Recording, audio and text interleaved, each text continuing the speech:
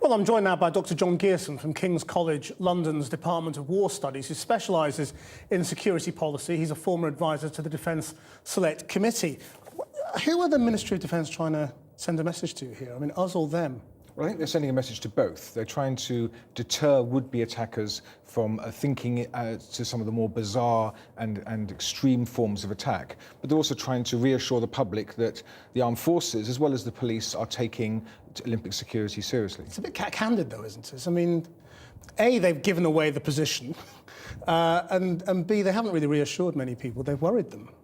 Yes, I mean, the difficulty with trying to talk to the public about this is that it sends out a mixed message. On the one hand, we're doing something useful. On the other hand, there could be a potential threat, which, of course, does worry people. Having said that, I do think that you do need to communicate with the residents of a building, and if this really is the only building in the area that affords that sort of good, clear view of the Olympic Stadium, then perhaps we have to accept that it needs to be there. But the thought is, what, that somebody would be flying a plane? Well, there are various 9/11 style attack. There are various levels of defence, but yes, essentially, we've got no evidence that terrorists have used drones yet, although analysts are waiting for that day. So it's probably a manned aircraft. It could be a hijacked jet, although just as likely this might be about a light aircraft that has somehow got through the other layers of defence and threatens the venue. Because haven't the messages throughout been that there is no specific threat known regarding the Olympics? Yes, I think it's rather that the Olympics is seen as, the mother of all challenges for our security services, because Britain already is a major target. We have ongoing conspiracies to carry out terrorist attacks.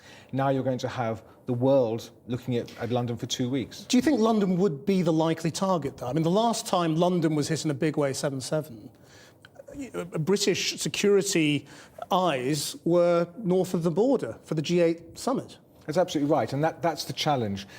Where in Britain can you regard as safe? I think for the periods of the Olympics, security officials just see an environment which is potentially worrying. But the focus is still the Olympics. That is the area that has to be defended, and the scale of the operation is enormous. And frankly, the bill, which is now over £500 million for security, just shows how seriously people are taking it. John Gearson, thank you very much. You're welcome.